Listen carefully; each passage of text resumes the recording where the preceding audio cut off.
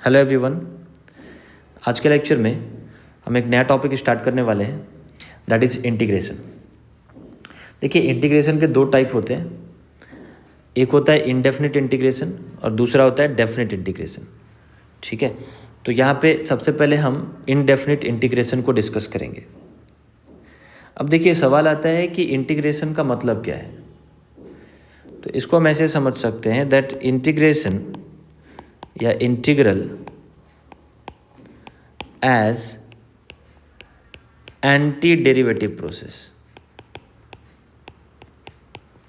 Anti-derivative process कहने का मतलब क्या है कि इंटीग्रेशन डिफरेंशिएशन का रिवर्स प्रोसेस है। ठीक है, that's why it is called as antiderivative process. It is just a reverse phenomena of differentiation. जैसे इफ सपोज एफ एक्स एक फंक्शन है जिसका differentiation is given to be g x, है ना।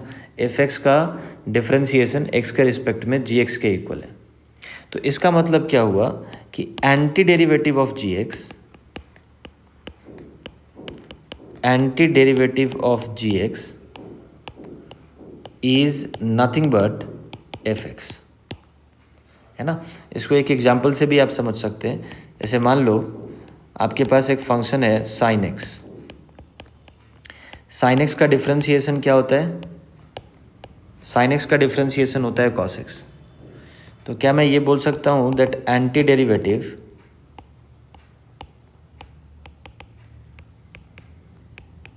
Of cos x is nothing but sine x? भाई मैंने क्या बोल दिया, anti derivative is just a reverse process, a reverse phenomena of differentiation. तो अगर साइन एक्स का डिफरेंशिएशन कॉस एक्स है तो डेफिनेटली कॉस एक्स का एंटी डेरिवेटिव साइन एक्स होगा। ठीक है, तो देखिए इसी चीज़ को हम इस तरीके से लिख सकते हैं। मैं वापस यहाँ पे आ जाता हूँ। अगर एफ एक्स का डिफरेंशिएशन जी एक्स के इक्वल है तो इसको हम ऐसे लिख सकते हैं that integration of g x with respect to x. ये प्रेजेंटेशन आप देख लीजिए। सबसे पहले आपको ये इंटीग्रल ऑपरेटर लिखना है, उसके बाद जिस फंक्शन को इंटीग्रेट करना है वो फंक्शन आप लिखते हैं और इसको हम इंटीग्रांड का नाम देते हैं। It is also called integrand. Okay, and then we write d x, है ना। इससे ये पता चलता है कि आपको इस फंक्शन को एक्स के रिस्पेक्ट में इंटीग्रेट करना है। तो कभी भी जब आप इंटीग्रल को रिप्रेजेंट करेंगे तो रिप्रेजेंट करने का तरीका क्या होगा, ये आपके सामने है। तो जी एक्स का जो इंटीग्रेशन होगा with respect to x, it is nothing but f x. ठीक है, तो ये हुआ integration as anti derivative process, है ना। अगर किसी फंक्शन का डिफरेंशिएशन आपको पता है तो जो फंक्शन आपको मिलता है आफ्टर डिफरेंशिएशन उसका integration is the original function. ठीक है, ये बात हमने यहाँ पे समझ लिया। लेकिन देखो, इसमें एक और बात है समझने के लिए। अगर मैं आपसे बोलूँ कि एंटी डेरिवेटिव, देखो एंटी डेरिवेटिव और इंटीग्रल एक ही चीज़ है। कई बार आपसे एंटी डेरिवेटिव पूछ लिया जाता है तो इसका मतलब आपको समझना है कि आपको इंटीग्रेट करने को बोला गया है। अगर मैं एक्स के एंटी डेरिवेटिव की बात करूँ तो इसको आप एक्स स्क्वायर बाई टू लिख सकते हैं, या इसको आप x square by two plus three ऐसा भी लिख सकते हैं। देखो रीज़न क्या है, अगर आप इसको डिफ्रेंशिएट करते हैं तो भी आपको एक्स मिलेगा, है ना। अगर एक्स का anti derivative x square by to है, इसका मतलब एक्स स्क्वायर बाई टू का डिफ्रेंशिएशन एक्स होना चाहिए। तो अगर आप एक्स स्क्वायर बाई टू को डिफ्रेंशिएट करें तो आपको एक्स मिलेगा फॉर श्योर। लेकिन अब जो मैंने दूसरा फंक्शन लिख दिया x square by two plus three, इसका भी डिफ्रेंशिएशन आपको एक्स के इक्वल ही मिलने वाला है। यानी एक्स का जो एंटी डेरिवेटिव है वो एक्स स्क्वायर बाई टू भी हो सकता है या x square by two plus three भी हो सकता है। इनफैक्ट ऐसे और भी ऑप्शन हैं आपके पास। इसको आप चाहें तो x square by two plus five भी लिख सकते हैं, है ना। यानी अगर मैं इसको जनरलाइज करूं तो I can say that anti derivative of x is nothing but x square by two plus C, where c can be any real number. ठीक है क्या। सी को आप कोई भी रियल नंबर रख दो, इससे फ़र्क नहीं पड़ता, क्योंकि हर बार इसका डिफ्रेंसिएशन एक्स के इक्वल ही मिलने वाला है। Getting my point. तो इसका मतलब ये है कि जब भी आप इंटीग्रेशन करते हैं, इनडेफिनेट इंटीग्रेशन, तो आपको एक कांस्टेंट ऑफ इंटीग्रेशन पुटअप करना होता है। C is called as constant of integration.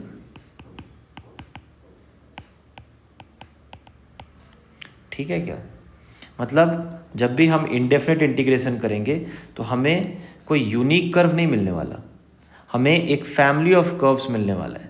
ठीक है भाई, definitely x square by two plus C ये क्या रिप्रेजेंट करेगा, it is going to represent a family, है ना। सी के अलग अलग वैल्यूज़ के लिए आपको नए नए कर्व्स मिलेंगे। ठीक है, सी को 1 रखा तो आपको मिलता है x square by two plus one. अगर मैं इस एग्जाम्पल की बात करूँ, सी को 2 रखा तो आपको मिलता है x square by two plus two. यानी सी के डिफरेंट वैल्यूज़ के लिए we are getting different curves. तो ये आपको हमेशा ध्यान में रखना है कि जब भी आप इनडेफिनेट इंटीग्रेशन करेंगे तो you don't have to forget to put constant of integration. ये आपको कभी नहीं भूलना है कि आपको प्लस सी लिखना होगा आफ्टर इंटीग्रेशन। ठीक है, and this is nothing but constant of integration. Okay, मतलब इसको दो पार्ट में हम देखते हैं। ये हो गया कांस्टेंट ऑफ इंटीग्रेशन और इसको हम बोलते हैं प्रीमिटिव। दिस इज प्रीमिटिव, ये तो रहेगा ही, बट इसके साथ आप कांस्टेंट ऑफ इंटीग्रेशन भी ऐड कर सकते हैं। सो आई होप इंटीग्रेशन का मतलब आप समझ चुके होंगे। इंटीग्रेशन क्या है, it is just an anti derivative process, है ना। डिफरेंशिएशन का या डेरिवेटिव का रिवर्स प्रोसेस को हम इंटीग्रेशन कहते हैं। ठीक है, जैसे यहाँ पे आपने cos x का इंटीग्रेशन sin x लिख दिया, cos x का एंटी डेरिवेटिव आपने sin x लिख दिया। इट मीन्स अगर आप cos x को इंटीग्रेट करें विथ रिस्पेक्ट टू x तो आपको रिजल्ट क्या मिलेगा, sin x plus C, where C is constant of integration. Again x का एंटी डेरिवेटिव आपने क्या लिखा है, x square by two plus C. यानी अगर मैं x को इंटीग्रेट करूं x के ही रिस्पेक्ट में तो आपका रिजल्ट क्या हो जाएगा, x square by two plus c. Okay, तो इस तरीके से आप किसी भी फंक्शन का इंटीग्रेशन कर सकते हैं। और एक बात हमेशा ध्यान में रखना है कि इंटीग्रेशन के बाद, इनडेफिनिट इंटीग्रेशन के बाद आपको जो फंक्शन मिलता है it is going to represent family of curves, और you can say family of integral curves. Getting my point. आपको कोई यूनिक कर्व नहीं मिलता, आपको एक फैमिली मिलती है। अब देखिए नेक्स्ट हम बात करने वाले हैं इंटीग्रेशन ऑफ स्टैंडर्ड फंक्शंस। आप देख सकते हैं यहाँ पे मैंने 16 स्टैंडर्ड फंक्शंस का इंटीग्रेशन लिस्ट किया है। जैसे फर्स्ट एग्जांपल में आप देखेंगे we have integration of x power n with respect to x, जिसको मैंने लिख दिया है x power n plus one upon n plus one plus सी। ठीक है, देखो यहाँ पे सिंपली अगर आप राइट हैंड साइड वाले फंक्शन को डिफ्रेंशिएट करेंगे तो आपको डेफिनेटली एक्स पावर एन मिलेगा। ठीक है, और यही इंटीग्रेशन का जो डेफिनेशन हमने सीखा है वो बिल्कुल ऐसा ही था, है ना। It is simply an anti derivative process.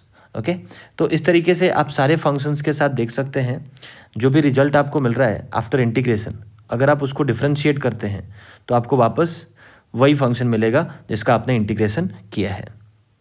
Okay, and then you have to put plus c the constant of integration every time. Okay, देखिए फर्स्ट वाले केस में अगर आप n की बात करें तो n डेफिनेटली -1 के इक्वल नहीं होना चाहिए, क्योंकि n अगर -1 के इक्वल हुआ तब आप इस फॉर्मूले को यूज़ नहीं कर सकते। इनफैक्ट n इक्वल्स -1 के लिए ये function x power n 1/x के इक्वल हो जाएगा, 1/x के इक्वल हो जाएगा। और तब इस फंक्शन का इंटीग्रेशन आप देख सकते हैं, ये जो सेकेंड वाला एग्जाम्पल है वहाँ पे आपको दिखाई देगा। ठीक है, 1/x का integration with respect to x ln mod x के इक्वल होता है, ln mod x plus c. तो इस तरीके से 1 by 1 ये सारे स्टैंडर्ड फंक्शंस का इंटीग्रेशन आपको याद रखना है। अब देखिए नेक्स्ट हम बात करेंगे प्रॉपर्टीज ऑफ इंटीग्रेशन।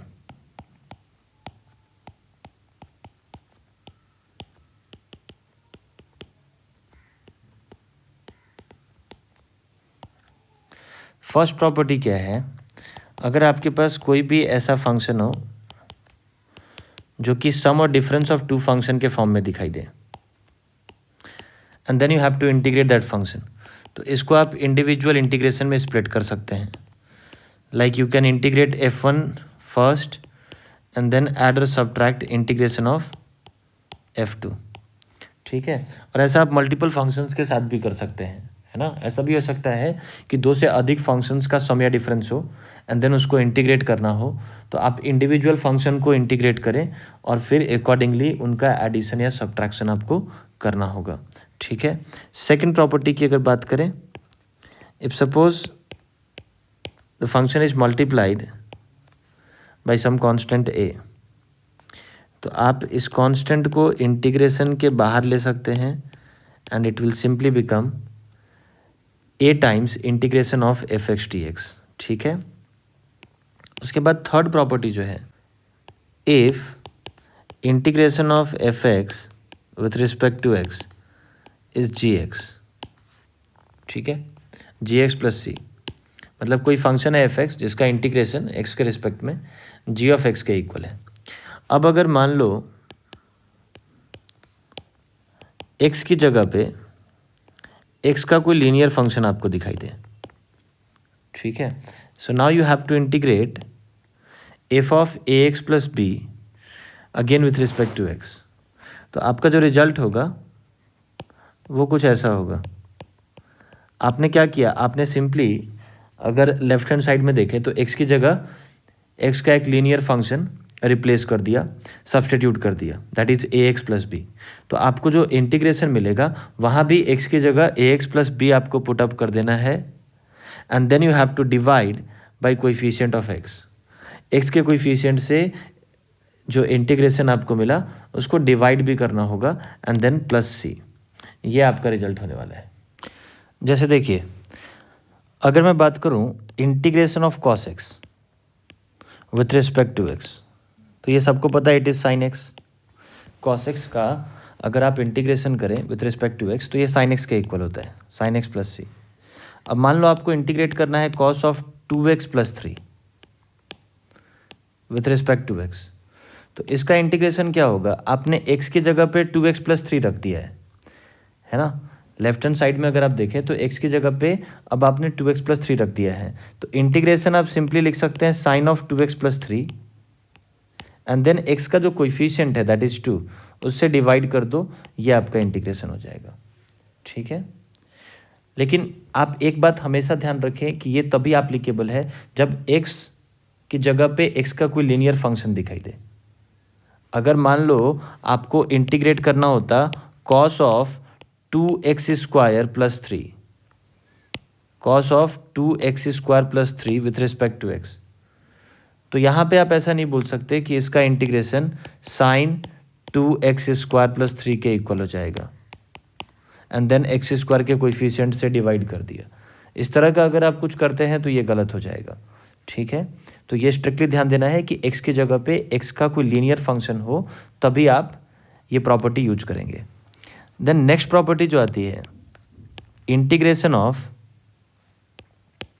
दिस, मतलब आपने किसी फंक्शन को डिफरेंशिएट किया और फिर उसको इंटीग्रेट किया। इसको आप ऐसे भी देख सकते हैं, it is integration of f dash x dx। f(x) का डिफरेंशिएशन मतलब क्या है, f डैश x। तो ये आपको सिंपली क्या मिल जाएगा, f(x) मिल जाएगा, है ना। इन द सिमिलर वे अगर आप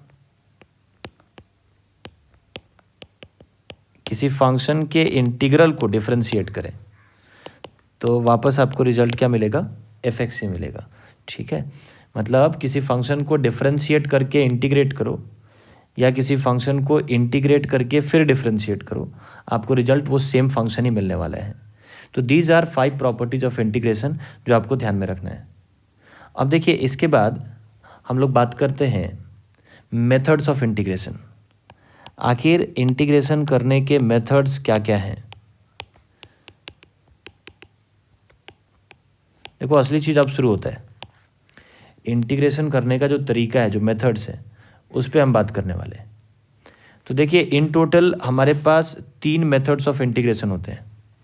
first is substitution method,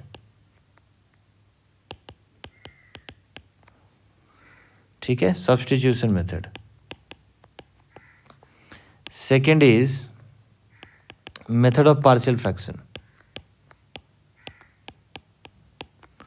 method of partial fractions, and third one is integration by parts.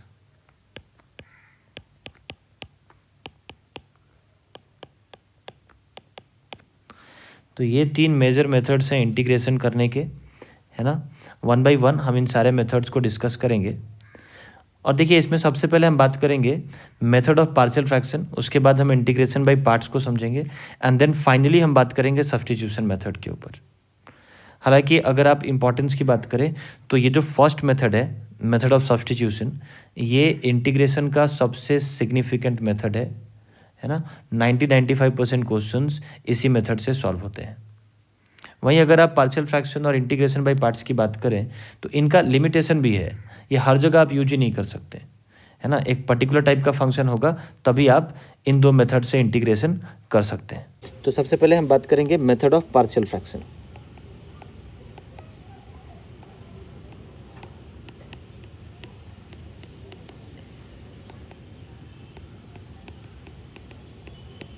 देखिए, इस मेथड में सबसे पहले हम समझेंगे what is rational function. Rational function क्या होता है, तो मैं आपको बता दूं, कोई भी function which is of the form f(x) by gx, where f(x) and gx both are polynomial functions. f(x) और gx दोनों पॉलिनोमियल फंक्शंस होने चाहिए, तो ऐसे फंक्शंस को हम रैशनल फंक्शन कहते हैं। ठीक है, f(x) is said to be rational function.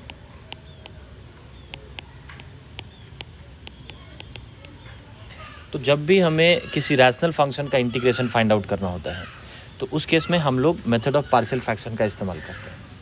लेकिन यहाँ पर भी रैशनल फंक्शन के दो पार्ट्स होते हैं, दो टाइप के रैशनल फंक्शन होते हैं। One is called proper fraction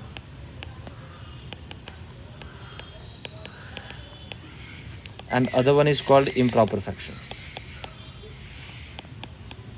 देखिए, ये बात तो समझ में आ गया कि जब भी आपके सामने रैशनल फंक्शन हो और आपको रैशनल फंक्शन का इंटीग्रेशन करना है तो आप मेथड ऑफ पार्शियल फ्रैक्शन का इस्तेमाल करते हैं। लेकिन पार्शियल फ्रैक्शन को समझने के लिए आपको टाइप्स ऑफ रैशनल फंक्शन समझना होगा। तो मैंने बता दिया कि दो टाइप के रैशनल फंक्शन होते हैं, पहला है प्रॉपर फ्रैक्शन एंड दूसरा है इम्प्रॉपर फ्रैक्शन। प्रॉपर फ्रैक्शन का मतलब क्या होता है, डिग्री ऑफ न्यूमरेटर, यहाँ पे capital D stands for degree, okay.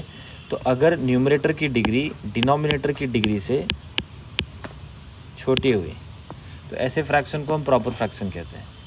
अगर एग्जांपल की बात करें तो आई कैन से x/(x² + x + 1),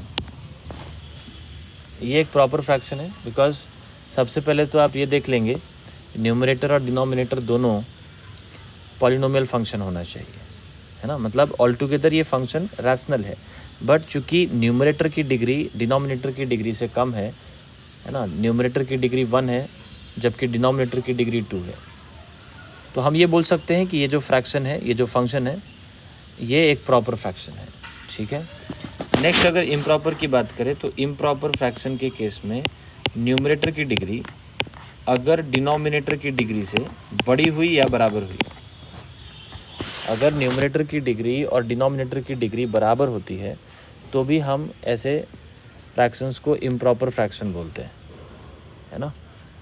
और अगर न्यूमरेटर की डिग्री डिनोमिनेटर की डिग्री से ज़्यादा है, उस केस में भी आपका जो फंक्शन है, आपका जो फ्रैक्शन है, that is said to be improper.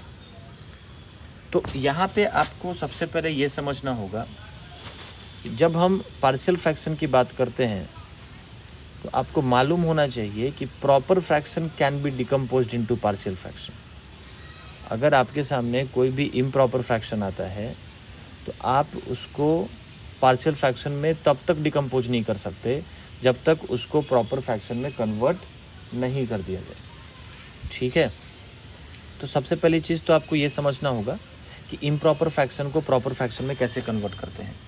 जैसे मान लो मैं एक एग्जांपल ले रहा हूँ इम्प्रॉपर फ्रैक्शन का, 2x³ plus x square minus 5x plus 1 divided by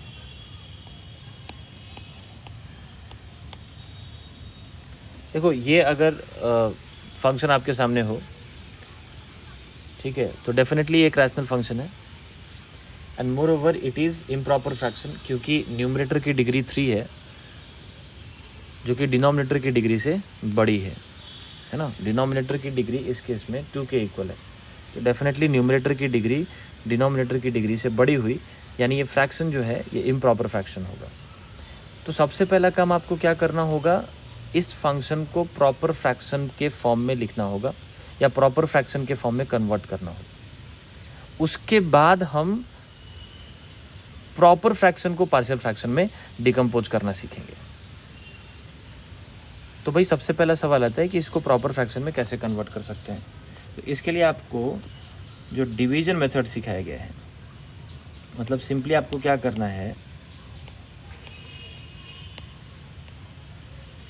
x square minus x minus 2 इस फंक्शन से न्यूमरेटर वाले फंक्शन को डिवाइड करना है। तो अगर मैं डिवाइड करूं, सबसे पहले मैं 2x से डिवाइड करूंगा, तो I will be getting 2x cube minus 2x square minus 4x। ये मेथड सबको मालूम होगा।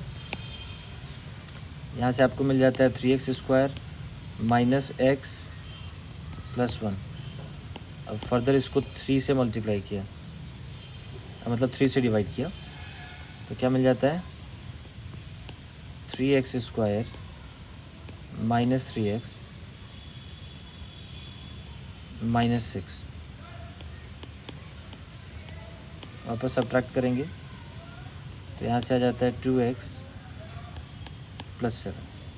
ठीक है, तो कोशेंट आपको मिल जाता है 2x प्लस 3 और रिमाइंडर आपको मिल जाता है 2x प्लस 7। ठीक है, तो देखिए अब आप क्या कर सकते हैं, अब आप न्यूमरेटर को, ये जो न्यूमरेटर में फंक्शन दिखाई दे रहा है, इसको आप एक्सप्रेस कर सकते हैं as x square minus x minus 2 into 2x plus 3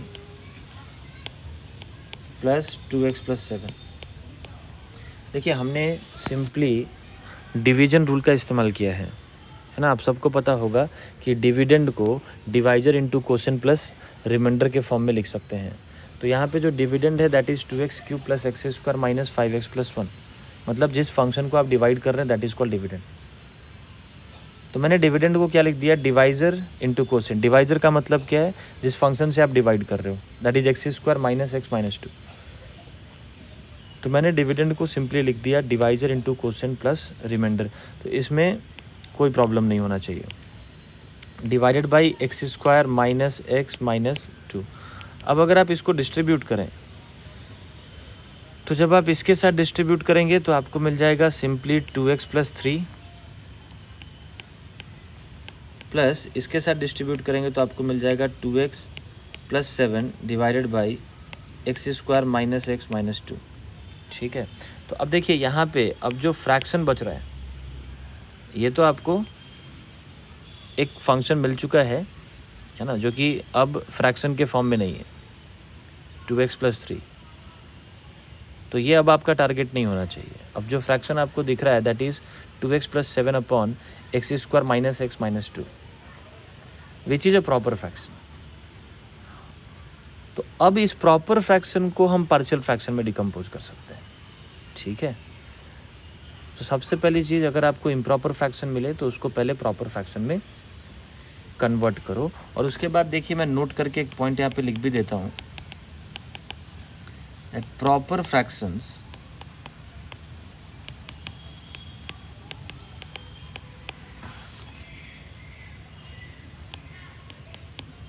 can be decomposed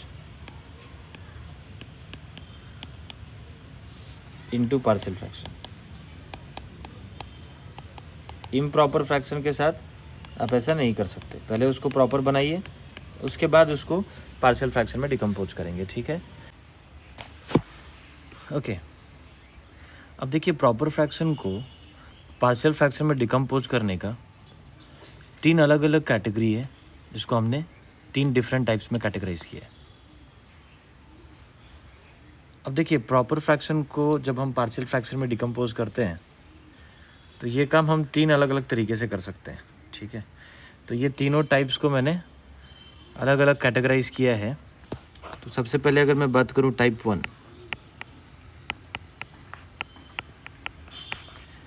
1 में आपको क्या दिखाई देगा, when denominator expressed as linear factors. मतलब आपके सामने एक ऐसा प्रॉपर फ्रैक्शन है जिसके डिनोमिनेटर को आप लीनियर फैक्टर के फॉर्म में लिख सकते हैं, ठीक है। तो ऐसे केसेस में पार्शियल फ्रैक्शन में डिकम्पोजिशन हम कैसे करते हैं इसको हम देखेंगे। जैसे मान लो आपको इंटीग्रेट करना है and the function is x-1 upon x-2 into x-3। If suppose we have to integrate this function, यहाँ पे आप देख सकते हैं first it is a proper fraction, है ना। क्लियरली न्यूमरेटर की डिग्री डिनोमिनेटर की डिग्री से कम है, तो डेफिनेटली ये एक प्रॉपर फ्रैक्शन होगा। और यहाँ पे अगर आप डिनोमिनेटर की बात करें तो डिनोमिनेटर यहाँ पे लीनियर फैक्टर के फॉर्म में दिखाई दे रहा है। तो देखिए ऐसे केसेस में जब आप इस फ्रैक्शन को पार्शियल फ्रैक्शन में डिकम्पोज करेंगे तो तरीका क्या है ज़रा देखिए।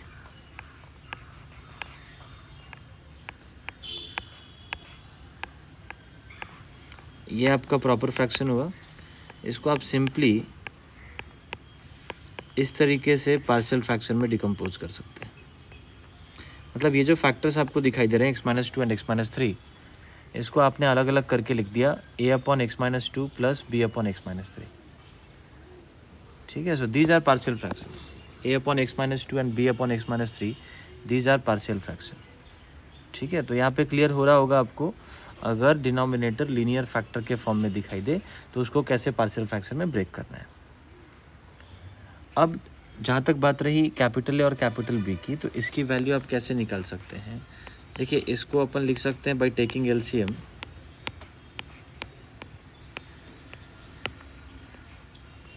As a into x-3 plus b into x-2 upon x-2 into x-3, ठीक है। एलसीएम लिया और RHS को इस तरीके से लिख दिया। अब देखो चूंकि ये दोनों इक्वल हैं तो हम आसानी से दोनों साइड्स को कंपेयर कर सकते हैं, ठीक है। तो यहाँ पे देखिए डिनोमिनेटर तो ऑलरेडी सेम है, इक्वल है। आपको सिंपली क्या करना है, न्यूमरेटर को कंपेयर करना है। तो न्यूमरेटर को कैसे कंपेयर करेंगे, अगर मैं x के कोएफिशिएंट की बात करूँ from numerator on both sides, तो राइट हैंड साइड से x का कोएफिशिएंट आपको क्या दिख रहा है, a प्लस बी, और लेफ्ट हैंड साइड से x का कोएफिशिएंट 1 है, तो a plus b must be 1। ये पहला कंडीशन हो जाता है। उसके बाद अगर मैं बात करूँ कांस्टेंट टर्म, अगेन हम न्यूमरेटर की बात करेंगे दोनों साइड्स पे, ठीक है। तो न्यूमरेटर में जो कांस्टेंट टर्म है RHS के अंदर it is coming out to be -3a - 2b and LHS में इट इज़ सिंपली -1। तो देखिए इन दोनों इक्वेशंस को जब आप सॉल्व करेंगे तो आपको a की वैल्यू -1 मिल जाएगी एंड b की वैल्यू 2 मिल जाएगी, ठीक है। आप सॉल्व करके देख सकते हैं, a और b की वैल्यूज आपको यहाँ से मिल जाएगी। तो अब देखिए अब जो आपका इंटीग्रल है, आपको इस फंक्शन को इंटीग्रेट करना था।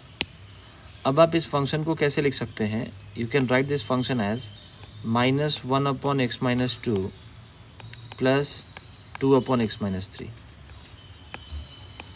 भाई यही तो है प्रॉपर फ्रैक्शन का पार्शियल फ्रैक्शन में डिकम्पोज होना। ये जो फ्रैक्शन आपके सामने था इसको आपने 2 पार्शियल फ्रैक्शंस में डिकम्पोज कर दिए, ठीक है।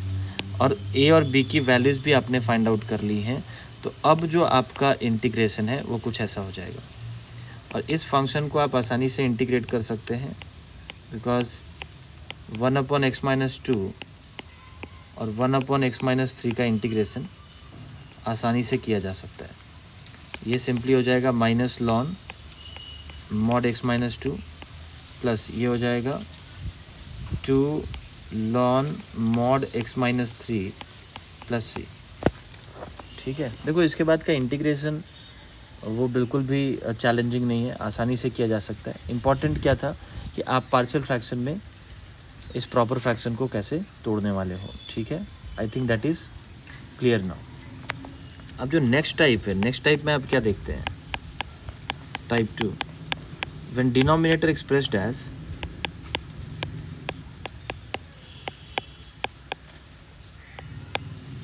repeated linear factors, repeated linear factors।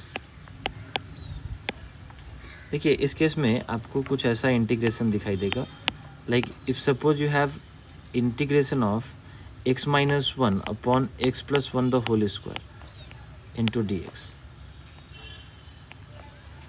ठीक है क्या। यहाँ पे अगर आप डिनोमिनेटर को देखें तो डिनोमिनेटर आपको क्या दिखाई दे रहा है, लीनियर फैक्टर तो है बट रिपीटेड है। x plus 1 is a linear factor but it is repeated twice, ठीक है। तो ऐसे केस में जब आप इस फ्रैक्शन को, इस प्रॉपर फ्रैक्शन को पार्शियल फ्रैक्शन में डिकम्पोज करेंगे तो देखिए क्या तरीका होता है इसका। ये प्रॉपर फ्रैक्शन तो है, ये तो क्लियर समझ में आ रहा है क्योंकि न्यूमरेटर की डिग्री डिनोमिनेटर की डिग्री से छोटी है, कम है।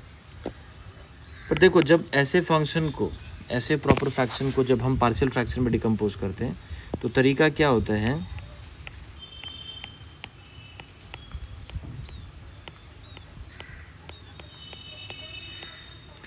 देखिए मैंने क्या लिख दिया, a upon x plus 1 plus b upon x plus 1 the whole square. मतलब अगर कोई भी लीनियर फैक्टर आपको रिपीटेड दिखाई दे तो जब आप उसको पार्शियल फ्रैक्शन में ब्रेक करेंगे तो स्टार्ट आपको बिल्कुल फर्स्ट पावर से होना है। अगर मान लो x प्लस 1 का पावर 3 होता डिनोमिनेटर में तो भी मैं क्या लिखता, a upon x plus 1, start हमेशा फर्स्ट पावर से करेंगे, then plus b upon x plus 1 का whole square and then plus c upon x plus 1 का होल क्यूब। अगर क्यूब होता तो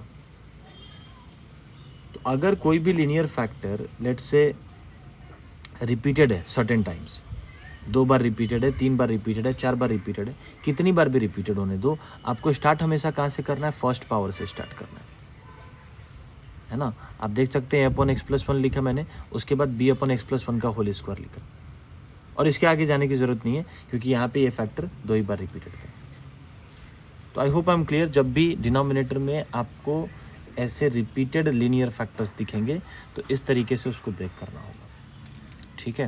now once again if you take LCM and simplify RHS you will be getting a into x plus 1 plus b, and in LHS we already have x minus 1 upon x plus 1 the whole square. Now once again you can compare the numerators because denominator is already same. तो अगर मैं x के coefficient की बात करूं तो right hand side में numerator में x का कोएफिशिएंट a है और लेफ्ट हैंड साइड में न्यूमरेटर में x का कोएफिशिएंट 1 है। सो a की वैल्यू आपको डायरेक्टली क्या मिल गई, 1। कांस्टेंट टर्म की बात करें again from numerator on both sides तो RHS से आपको a प्लस बी मिल जाता है, LHS से इट इज़ -1। a की वैल्यू 1 रखेंगे तो b आपको क्या मिल जाएगा, -2 के इक्वल मिल जाएगा। So once again we got a and b। तो अब जो आपका इंटीग्रेशन है उसको आप सिंपली ऐसे लिख सकते हैं, 1 upon x plus 1 plus -2 upon x plus 1 the whole square, ठीक है क्या। अब आपको सिंपली इस फंक्शन को इंटीग्रेट करना है और ये फंक्शन आसानी से इंटीग्रेट किया जा सकता है क्योंकि अगर आप इसको ब्रेक करें तो it is coming out to be dx upon x plus 1 -2 times dx upon x plus 1 the whole square. इसका इंटीग्रेशन सिंपली क्या हो जाएगा, लॉन मॉड एक्स प्लस 1 माइनस इसका इंटीग्रेशन हो जाएगा -1 अपॉन एक्स प्लस 1 प्लस सी, ठीक है। बिकॉज 1 अपॉन एक्स स्क्वायर का इंटीग्रेशन -1 अपॉन एक्स होता है ना। ये आप एक्स पावर -2 लिख करके भी देख सकते हैं। तो अगर 1 अपॉन एक्स स्क्वायर का इंटीग्रेशन -1 अपॉन एक्स होता है तो 1 upon x plus 1 the whole square का इंटीग्रेशन क्या होगा, -1 अपॉन एक्स प्लस 1, ठीक है। And then you have to put constant of integration. देखो वंस अगेन इंपॉर्टेंट क्या था, ये जो हम यहाँ पे स्प्लिट करते हैं ये इंपॉर्टेंट है, ठीक है।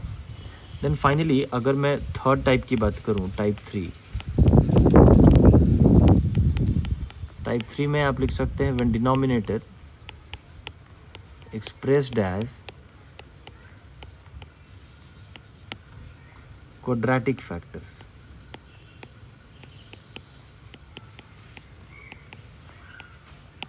अगर आपको कोई ऐसा फंक्शन दिखाई दे, let's say 2x + 3 upon x - 1 into x² + 1, ये आपका फंक्शन है and let's say you have to integrate this, ठीक है। Again it is a proper fraction. तो देखो इसको हम पार्शियल फ्रैक्शन में कैसे डिकम्पोज करेंगे। ये आपका फंक्शन है, देखिए यहाँ पे जब आप इसको पार्शियल फ्रैक्शन में डिकम्पोज करोगे तो ये जो फैक्टर है ये लीनियर है x - 1, तो इसको लिख देंगे a/x - 1। लेकिन ये जो फैक्टर है ये क्वाड्रेटिक है। तो देखिए जब क्वाड्रेटिक फैक्टर आपको दिखाई दे और इसको आप लीनियर फैक्टर में कन्वर्ट भी नहीं कर सकते, तो आपको सिंपली क्या करना है, इस तरीके से पार्शियल फ्रैक्शन क्रिएट करना है। x² + 1 के ऊपर, चूंकि ये खुद एक क्वाड्रेटिक फैक्टर है, तो ऊपर आपको एक लीनियर फैक्टर कंसिडर करना होगा, है ना। अगर आपने इसको लिख दिया होता b/x² + 1, तब आप गलत हो जाते। It is better to write bx + c/x² + 1, ठीक है। अगेन इसको जब सिंप्लीफाई करेंगे after taking LCM, it becomes x - 1 into x² + 1 in denominator, और ऊपर आपको मिल जाएगा a times x² + 1 plus bx + c into x - 1। Left hand side में we have same 2x + 3 upon x - 1 upon x² + 1। Again you can see denominators are same, so you just have to compare the numerators. अच्छा देखो यहाँ पे हम compare क्यों कर रहे हैं, क्योंकि ये जो आपने किसी भी प्रॉपर फ्रैक्शन को पार्शियल फ्रैक्शन में लिखा है, तो ये एक आइडेंटिटी है, दिस इज एन आइडेंटिटी। किसी भी x की वैल्यू के लिए आप इस फंक्शन को इस फॉर्म में लिख सकते हैं। That's why we are just comparing LHS and RHS, okay. तो डिनोमिनेटर एब्सोल्युटली सेम है, तो सीधा न्यूमरेटर को कंपेयर करेंगे। कैसे कंपेयर करेंगे, तो सबसे पहले x² का कोएफिशिएंट देखो दोनों साइड से, है ना, इन न्यूमरेटर। तो राइट हैंड साइड में it is coming out to be a + b which must be 0, क्योंकि लेफ्ट हैंड साइड में x² का टर्म ही नहीं है। देन अगर आप x के कोएफिशिएंट की बात करें तो it is coming out to be, right hand side से x का कोएफिशिएंट मिल जाएगा c - b, जो कि 2 के इक्वल होना चाहिए, ठीक है। ये आप आसानी से पता कर सकते हैं x का कोएफिशिएंट कैसे मिलेगा, bx इंटू -1 यहाँ से मिलेगा और c इंटू x यहाँ से मिलेगा, ठीक है। तो जो कोएफिशिएंट है वो क्या मिल जाता है, c - b, और लेफ्ट हैंड साइड में x का कोएफिशिएंट 2 है। देन अगर मैं कांस्टेंट टर्म की बात करूँ तो कांस्टेंट टर्म आपको मिल जाता है a - c and it is simply equals to 3, because LHS में कांस्टेंट टर्म क्या दिखाई दे रहा है इन न्यूमरेटर, इट इज़ 3। तो देखिए जब आप इन तीनों इक्वेशन को सॉल्व करेंगे साइमल्टेनियसली, तो a की वैल्यू आपको मिल जानी है 5/2, b आपको मिल जाना है -5/2 एंड c आपको मिल जाना है एज -1/2, ठीक है। तो अब देखिए अगर ABC की वैल्यू आपको मिल चुकी है, तो अब जो आपका फंक्शन है which you have to integrate, वो अब ऐसा दिखाई देगा, 5/2 upon x - 1 plus -5/2x - 1/2 upon x² + 1, ठीक है। Now you have to integrate this function. दोनों को अलग अलग करेंगे तो आपको मिल जाता है 5/2 common integration dx upon x - 1, इसको आसानी से इंटीग्रेट कर सकते हैं हम लोग।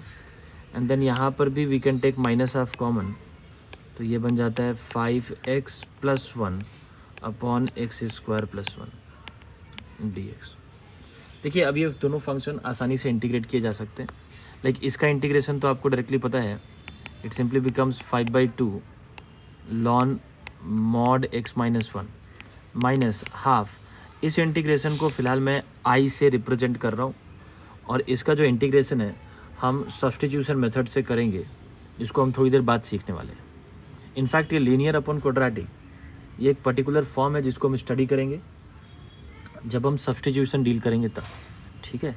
तो फिलहाल देखिए हमारा काम था पार्शियल फ्रैक्शन में डिकम्पोज करना, तो वो हम सीख चुके हैं कि कभी भी अगर आपको कोई क्वाड्रेटिक फैक्टर दिखता है तो उसको पार्शियल फ्रैक्शन में कैसे स्प्लिट करना है, ठीक है। सो आई गेस ये सारी बातें आप समझ के होंगे। ये 3 टाइप्स हैं जो आप इनकाउंटर कर सकते हैं। Okay, thank you.